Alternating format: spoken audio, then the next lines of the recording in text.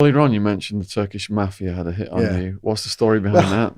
Well, what happened was I was on this casino unit, and it was an incredible unit, and they'd never had a prosecution. Right, they'd been going for years, right, but they never prosecuted anyone. And I had a detective inspector was a Sikh guy, and he was the loveliest guy I've ever met. And he took me on. And the reason he took me on, I went from Vice onto there, was I did a job for him one day because I was a good exhibits officer. I was very thorough. And this guy was an ex-boxer. He had no bone in his nose, and he just walked along swearing. And he was an ex-covert undercover officer, real tough Sikh, and there's tough lot the old Sikhs anyway. And he'd brought up kids on his own, and he'd found out that I was bringing up kids on my own. And he went, "Well, who's looking after your kids while you're here?" And I went, "Well, my mum." So he went, "Well, what's her name?" So I told him. He went, "I'm ringing her now." So he rang my mum up, said, "God bless you for doing that." And he went over, bought my mum a bottle of wine, and told me to take it home. And he went, "As of Mrs. Wedger, as of Monday, I'm having little Johnny Wedger working with me." So he said, "Come and work with me, and I'll make sure you get home for your kids." And he was a lovely guy. He said, "But you work for me, and if you have to take work home, you do it. You don't go home and DOS." And I was very, very loyal to him. And the casinos were getting ripped over by a plethora of scams. Some obvious, some not so obvious, but all incredibly clever.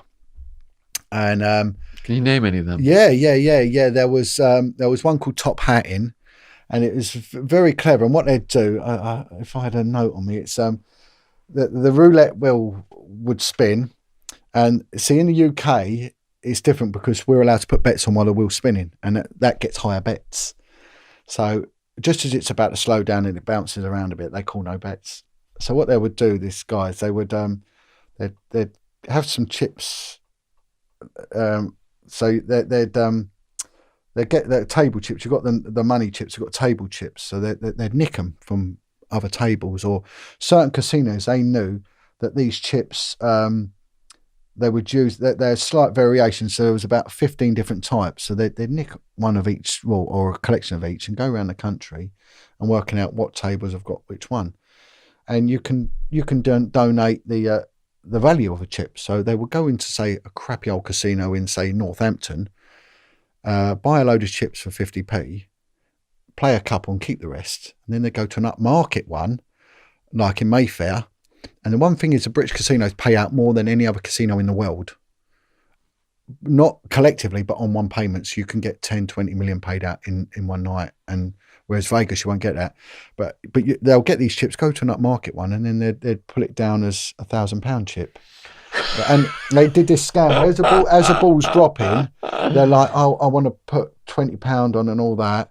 And the dealer would go, "No more bets." And they could see the ball's dropped and went, "Okay." And they throw the money. The dealer would give them the money back. And on the way back, they would drop the chips on the winning square. They go like that. And then they'd sit. And then, of course, they've won. So they've got these chips they pay 50p for. And Wow. they could make 70 grand easy like that. So anyway, so they had them. They had others that were, and these were the Turkish boys. They were card markers, and they would get their fingers and they would crimp the card in little places. So under certain light, wherever they're playing, they can see the. So they start off playing small, crimp the whole packet, and then they knew the value of every card, and then they could bet. And these were good. These were really good, and these were the main ones. And they had another guy that had this algorithm programmed into his phone. He was a bit of a one-trick pony because he made 1.5 million in one night. Never heard from him again. He did the Ritz Casino. You can Google it, the Ritz scam.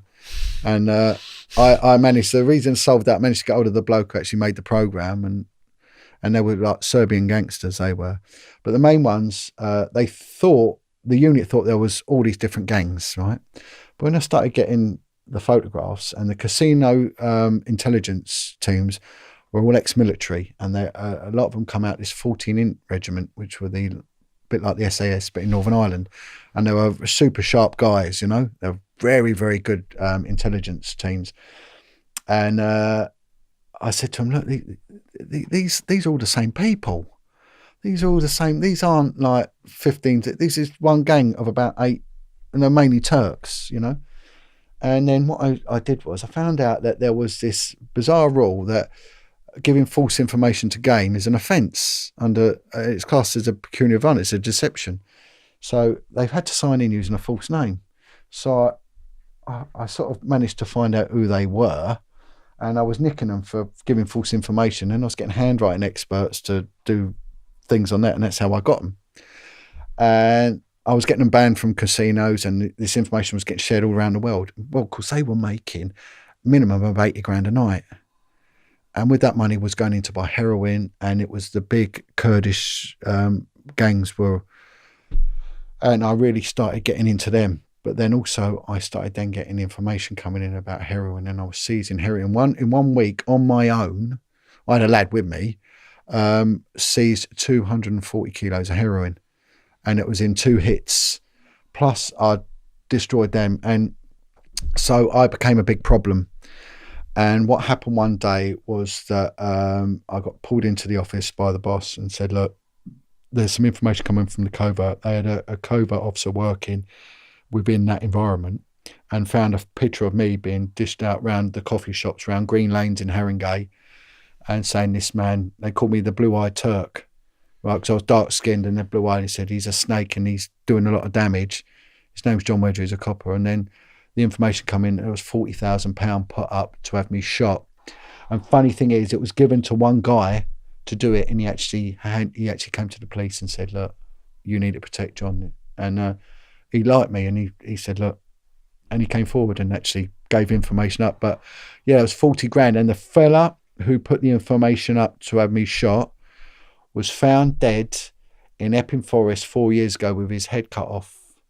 A bloke called Chetting was found dead with his head cut off and his hands tied behind his back in Epping Forest. So they were serious, people. And I was moved out of that. I was banned from Hackney and Haringey for quite a while. I couldn't go to Green Lanes. And yeah, the Turks, they were Kurdish gangs. They were very active, very, very dangerous, and yeah, and not good at all. So, and I've had 3 credible death threats. That was the only one that really did bother me, because they were a class act. They really did mean business, and they would do it. So yeah, that was my little run with a mafia, as it were.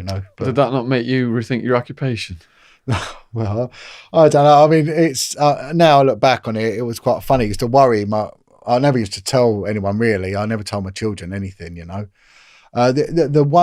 only time that I really was like worried was when they threatened to take my children off me, because I knew I was dealing with the British establishment, and I think they piss all over the mafia any day. That's the biggest mafia. Yeah, that's the most corrupt and perverse mafia and that really did.